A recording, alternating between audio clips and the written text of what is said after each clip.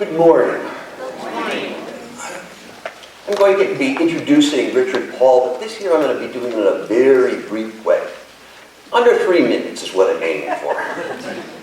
So, I've known Richard Paul for more than 30 years now. And I want to tell you that each year he introduces and brings out some new aspect of critical thinking, or some aspect of critical thinking that's been massively underemphasized. He does this in his writings, in his presentations, in his workshops, and at the opening address of this conference. Many of those ideas, those aspects of critical thinking that were originally introduced by Richard have now become just part of everyone's conception of critical thinking. The intellectual traits are an example. The idea that critical thinking is a great deal more than just a set of thinking skills.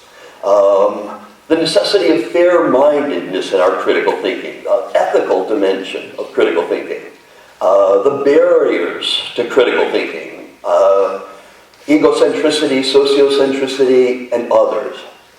And the need to teach for critical thinking in all disciplines, not just in a specialized single course, but the need to teach for it in all disciplines and at all levels of education. And the need similarly to bring it into our personal lives. Not just our personal lives, all aspects of our lives. Personal, social, political, all aspects of our lives. And as Richard brings out these new or underemphasized aspects of critical thinking, he builds a fuller, more comprehensive vision of what critical thinking is, of what it is to teach for critical thinking in a robust way, and of what a critical society would be like. And sometimes he talks about how far we are from a critical society. So each year I look forward to Richard's opening remarks at this conference. It gives me great pleasure to introduce to you Richard Paul.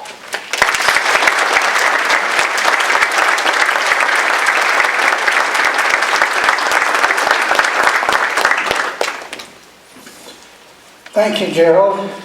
It's a pleasure every year to see the many of you who have come some long distances around the world to share with us the pursuit of critical thought.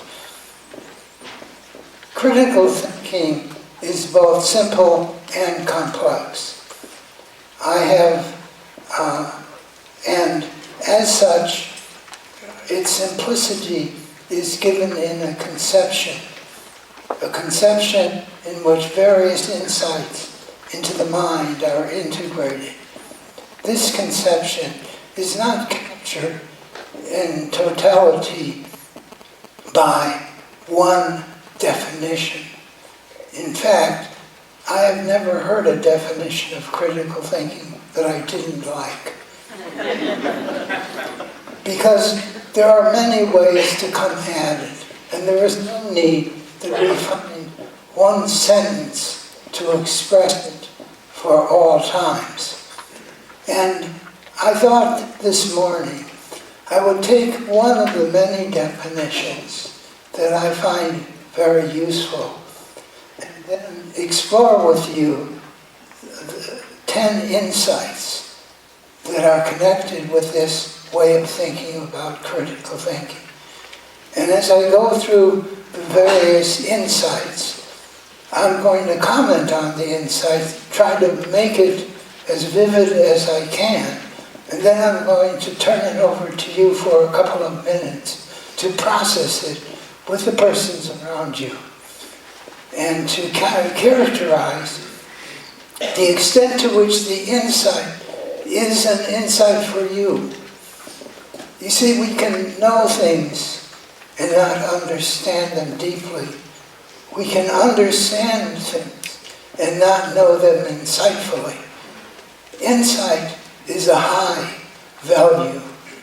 It means that we can penetrate the surface of thought and see something in a rich way with many implications and important consequences associated with this conception. So what is the conception of critical thinking put into the form of a definition, which I will then pursue through 10 insights and give you an opportunity to comment on your relationship to each insight as we go through. How this will work will be dependent as much by you as by me, because insights are personal things. I cannot give you insights. I can share what I take to be an insight. Then you have to decide, 1, is that meaningful to you? 2, is it true? And 3, is it useful?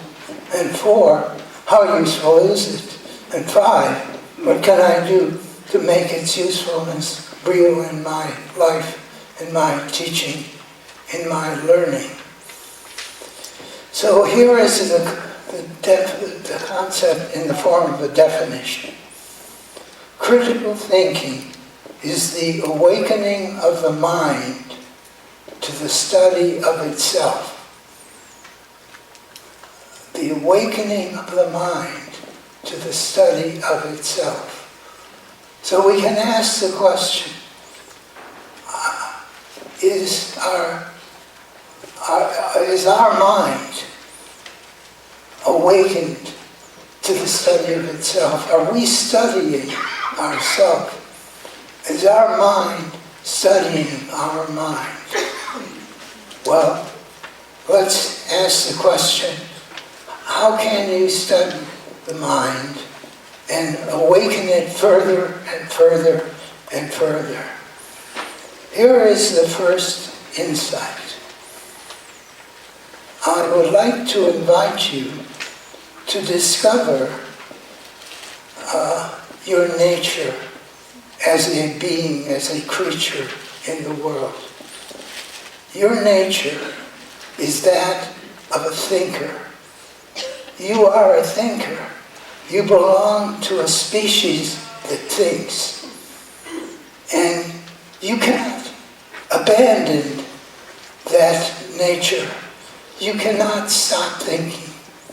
That's not a choice. But what you can do is think better or worse, poorly or well. You can think tolerantly or intolerantly. You can be aggressive or you can be gentle. If you're a human, nevertheless, you're thinking, and you can either awaken yourself to that thinking or pass it by, assuming, just take for granted that you possess the truth and hold on to it against all evidence and all difference. Now, what you cannot stop while you're thinking is the act of making mistakes, forming misconceptions, thinking too narrowly. There are many ways that our thinking, left to itself, become problematic.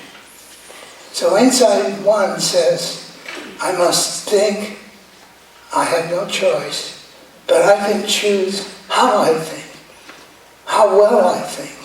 I can become aware of my prejudices and negate them. I can be aware of my narrowness and broaden it. I can be aware of different cultures and pursue their insights. I can look at my life and so forth.